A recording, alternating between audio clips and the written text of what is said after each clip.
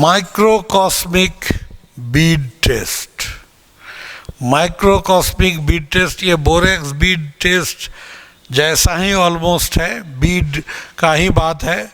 तो इसमें वहाँ लेते थे बोरेक्स को, है ना, Na2B4O7 10H2O।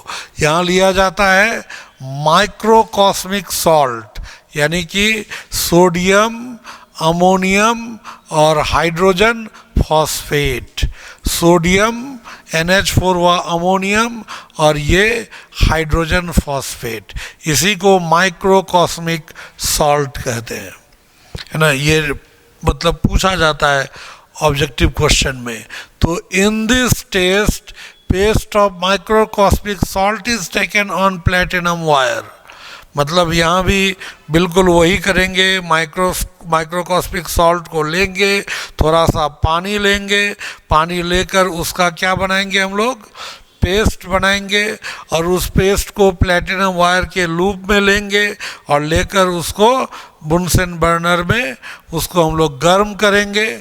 तो गर्म करने पर वहाँ क्या होता है, पहले डिक्रिपिटेशन होगा, है ना, और उसका क्रिस्टल ब्रेक करेगा और वो ट्रांसपेरेंट ग्लासी बीड बनाएगा। ठीक है, बिल्कुल उस वैसा ही टेस्ट को, लेकिन बस यहाँ बोरेक्स के जगह माइक्रोकॉस्मिक सॉल्ट। तो देखिए इसमें स्मॉल अमाउंट में वाटर लिए, उससे पेस्ट बना लिए, पेस्ट को प्लेटिनम वायर में हीट किए तो वाटर निकल गया, इससे डिक्रिपिटेशन हुआ, उसका क्रिस्टल ब्रेक कर गया, और फिर यहाँ बचा एनहाइड्रस, ये सोडियम अमोनियम हाइड्रोजन फॉस्फेट, और इसी को हीट किया जा रहा है। तो ट्रांसपेरेंट ग्लासी बीड जो सोडियम मेटाफॉस्फेट होता है, इसका नाम है सोडियम मेटाफॉस्फेट।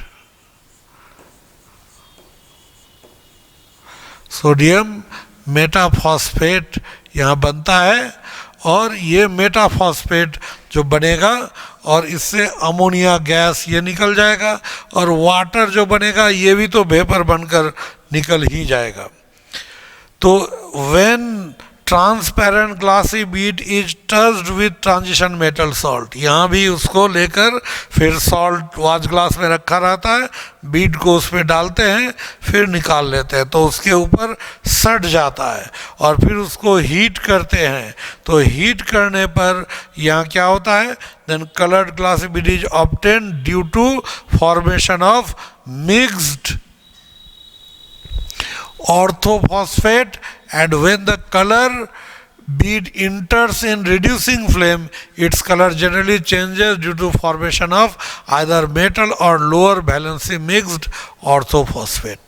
ठीक है, ये तो रिड्यूसिंग और ऑक्सीडाइजिंग फ्लेम का कंसेप्ट वही है। ऑक्सीडाइजिंग फ्लेम में वो हायर ऑक्सीडेशन स्टेट में उसका सॉल्ट बनाएगा, और रिड्यूसिंग फ्लेम में लोअर ऑक्सीडेशन स्टेट में बनाएगा। तो देखिए ऑक्सीडाइजिंग फ्लेम में क्या रिएक्शन होता है, सॉल्ट को सबसे पहले जो हीट किए, इससे मेटल ऑक्साइड बना और गैस निकल गया, और ये जो मेटल ऑक्साइड को हम लोग बीड में जो बना था सोडियम मेटाफॉस्फेट था, इसके साथ रिएक्शन किए तो यह मिक्स्ड ऑर्थोफॉस्फेट बना, जिसका एक सर्टेन कलर आया। ठीक है, और रिड्यूसिंग फ्लेम में उसी मिक्स्ड ऑर्थोफॉस्फेट को लिए, और वहाँ रिड्यूसिंग फ्लेम में तो कार्बन का कण था ही, ये रिड्यूस करके या तो सिर्फ मेटल में कन्वर्ट करेगा, या नहीं तो लोअर वैलेंसी मिक्स्ड ऑर्थोफॉस्फेट बनाएगा, और इस वजह से भी एक कलर आएगा, उसको कलर बी हम लोग मानेंगे।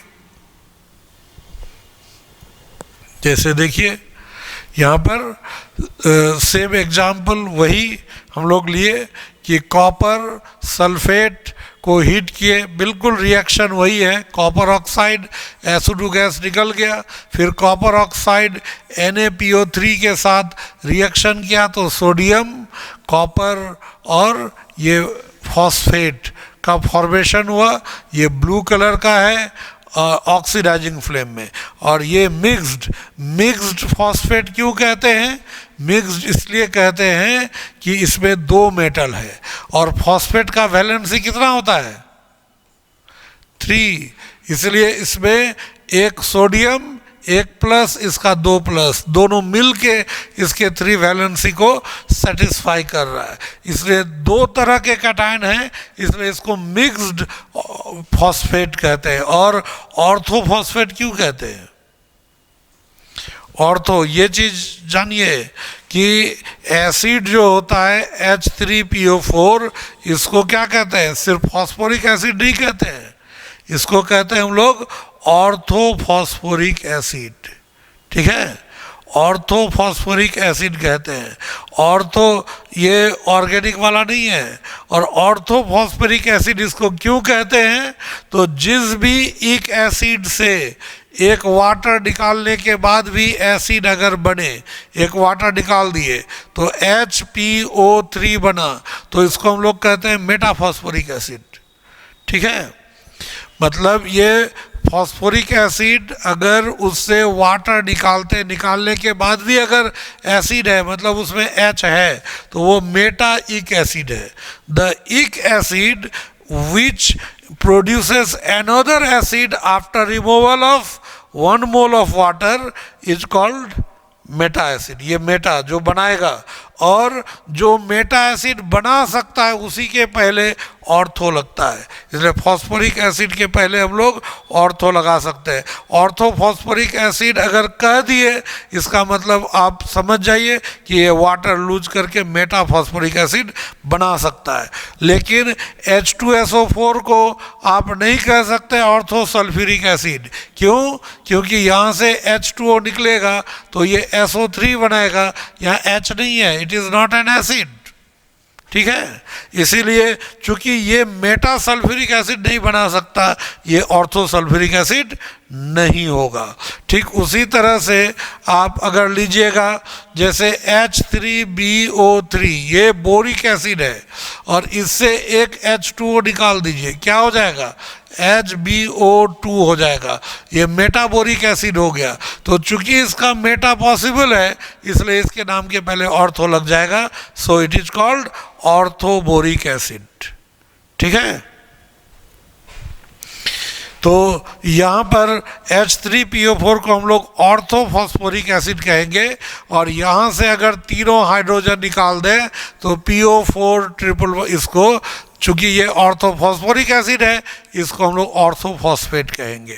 तो ये मिक्स्ड ऑर्थोफॉस्फेट बना जो ब्लू कलर का है। रिड्यूसिंग फ्लेम में कॉपर, उसको ये कार्बन उसको रिड्यूस कर दिया और कॉपर बना रेड कलर का, ये हो गया। ठीक है, तो ये इस तरह से है ना। फिर सोडियम मेटाफॉस्फेट अलग हो गया, CO अलग हो गया, ये रेड कलर ये मिला। और इसका भी कलर बिल्कुल उसी तरह का होगा जैसा बोरेक्स बीड में है।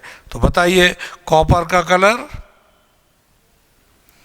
ऑक्सीडाइजिंग फ्लेम में ब्लू, रिड्यूसिंग फ्लेम में रेड। ठीक है, और क्रोमियम का ग्रीन, ऑक्सीडाइजिंग रिड्यूसिंग दोनों में ग्रीन क्रोमियम का। और एक था कोबाल्ट का, कोबाल्ट उसमें भी बताया था C है, लेकिन क्रो के रूप में नहीं है, इसलिए वहाँ ब्लू ही होगा। तो कोबाल्ट का ब्लू। आयरन का क्या होता है? येलो और ग्रीन। आयरन का +2, रिड्यूसिंग फ्लेम में +2, अब +2 फॉर्म में वो ग्रीन होता है आयरन, और है ना। और +3 फॉर्म में उसमें 5 अनपेयर्ड इलेक्ट्रॉन होना चाहिए, तो उसको ज़्यादा कलर इंटेंसिफाई होना चाहिए। लेकिन D5 होता है स्टेबल कॉन्फ़िगरेशन, इसलिए उसमें DD ट्रांजिशन में कम ये होता है, उसको तोड़ने में ज़्यादा एनर्जी चाहिए, तो इसलिए उसका कलर फीका हो जाता है। वो कैसा हो जाएगा? येलो कलर का हो जाता है। तो iron yellow in oxidising flame, green in reducing flame. और निकेल ब्राउन एंड ग्रे, मतलब रिड्यूसिंग फ्लेम में वो मेटल बन गया, तो मेटल का जो कलर है वही आएगा। और ऑक्सीडाइजिंग फ्लेम में निकेल +2 स्टेट में कैसा हो जाएगा? ब्राउन।